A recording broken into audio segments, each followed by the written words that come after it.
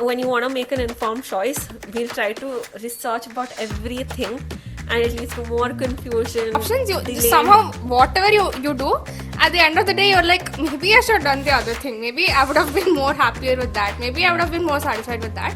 When we have too many choices, we keep thinking of what to do, and then we don't even, we end up doing nothing. So it becomes very mundane, right? Doing the same thing over and over again. And there is no scope of creativity. There is no scope of innovation that comes in. When there...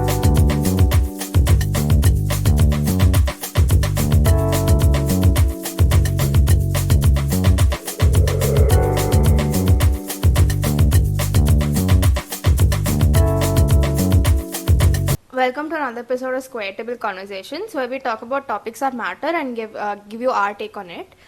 Today we're going to talk about, does more choices lead to lesser satisfaction? So these days we see that for everything there's a lot of choices. Before there was just, I think it was a monopoly market where we used to have only one or two choices. Whatever we wanted to buy, let it be about shopping, or let it be about an ideal job or schools, anything for that matter. There were lesser choices. But these days, and people used to go for the obvious choice and they used to be just satisfied with it. But these days what is happening is we have a lot of choices. Let it be, you get information from so many places. On social media you have some online options of purchasing something. You're getting information about new varieties of a product that is available. So even after you purchase something, you just feel less satisfied about it because you see that there are many other options, and you could have gone for the better one. I already chose this, so that leads to you're lesser comfortable, satisfied with your choice. So another effect of it is that we take more time to take a decision because we are aware that okay, there are so many choices available. When you want to make an informed choice, we'll try to research about everything, and it leads to more confusion, delay in decision making, and lesser satisfaction is what I feel. So we can also, just taking an example, we can relate this to the lifestyle in like smaller towns or villages and compare it to the lifestyle in cities. So sometimes in these smaller towns, there's this one good big shop and everyone goes there and buys things and they're happy with that. But in a bigger city, there are so many shops, so many options. There's no one best thing. Everybody has, and there are so many fashion trends, and just taking an example of clothing. So there is so many options here, and even after buying one thing, you're not really satisfied with it. You go to another shop, you see something better, and then you're like, oh, maybe I shouldn't have bought that one. Maybe I should have bought this one. So there's always that confusion, and that goes for anything. It could even be like for in a restaurant or a bakery. In like these smaller towns, there's one big restaurant, and they're happy with a family. Probably is happy if they go and have one meal there. They're satisfied with that. But here it's like there are so many options, and even after we take so much time to even choose a restaurant. That's one of the biggest decisions. Even when, as friends, we go out, we have so much difficulty in choosing where to go. How do we spend the day? Should we just go out and eat somewhere? Should we just go and maybe we should go and do something adventurous? Like, there are so many things here, and in the end, even after you finish spending that day, you're somehow like, maybe we should have done the other activity instead. Maybe I would have had more fun doing the other thing rather than this. So there's always that confusion, and because there are so many options, you somehow, whatever you do, at the end of the day, you're like, maybe I should have done the other thing. Maybe I would have been more happier with that. Maybe I would have been more satisfied with that. So yeah, I think more options don't always mean like luxury or something. It could also like lead to lesser satisfaction in general, is what I think. I had one experience with my friends actually while planning for a trip. So what we did was we had like some 2-3 destinations in mind, and we we came across some resorts that were available for very lesser periods of time.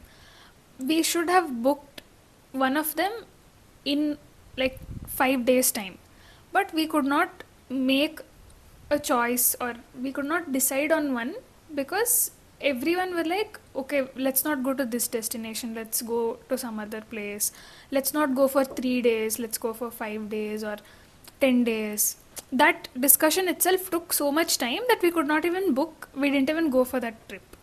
So I think this happens with many of us, that we, when we have too many choices, we keep thinking of what to do, and then we don't even, yeah, we end up doing nothing. So that's one experience that I had. Okay. So I have a little different take on this. I mean, I understand it's about choices and satisfaction, but don't you think if there aren't any choices, or there's a thing also called as boredom. You can't do activity repeatedly.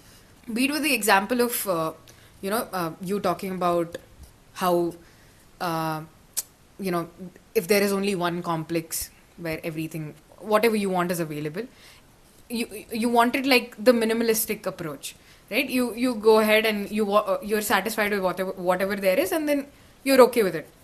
But then it's not the case with every single thing, because if let's take a very simple example of going on some occasions or anything. People do not want to repeat what they've already done. I don't know why that is. I mean, if you have the mindset of being satisfied with what you have, then you should be okay with doing the same thing over and over again. But when boredom is one of the things that I think of when there are no options. But otherwise, it becomes very mundane, right? Doing the same thing over and over again, and there is no scope of creativity. There is no scope of innovation that comes in when there is only certain number of things, and we are limited to such things. And as human beings, I don't think you can ever restrain us into doing a certain set of things. We want something more.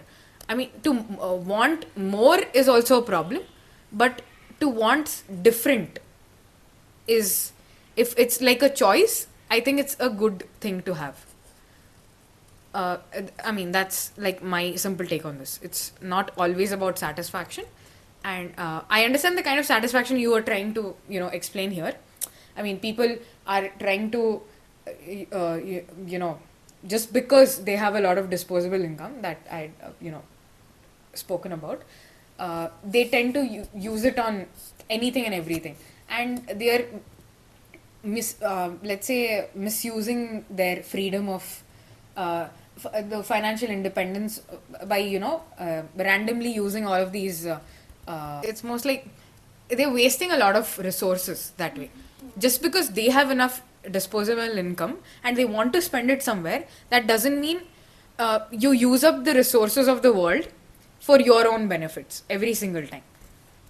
If the resources that you've spent your money on, I understand it's your money, completely understand, but the resources you're using is not just yours. Just because you can afford it, that doesn't mean you have the right to exploit it. So that is one thing I think people should keep in mind, especially the ones who can afford things. I think, yeah, like she said, if there's just one place that you can go to, like there's just one restaurant that everyone goes to, the other people are getting creative. Like, for example, there's one before, I think I'll just take the example of Mysore. There used to be like few good hotels. Everyone used to just go there.